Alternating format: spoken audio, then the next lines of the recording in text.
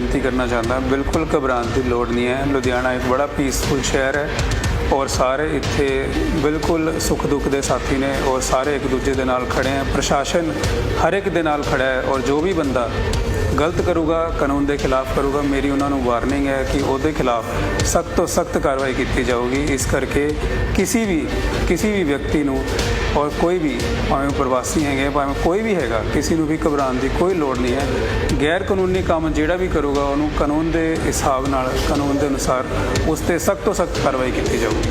कुछ मते भी पाए जा रहे हैं, मते पाए जा रहे हैं, लुधियाना शहर जिला प्रशासन कई मते पाए जा रहे हैं कि लुधियाना सामने नहीं, साडे मेरे ध्यान से हजे कोई नहीं आया। एक बार जरूर अज तो लगभग 1-2 महीने पहला इदां दी गल आई सी, बट वो मते जिहड़े हैगे हैं वो गैर संविधानिक ने। असीं उन्होंने भी बेनती की सी भी ये गैर संविधानिक मते हैं, इन्होंने तुरंत इलीगल मते ने, इन्होंने तुरंत वापस जिहड़ा हैगा वो कीता जावे।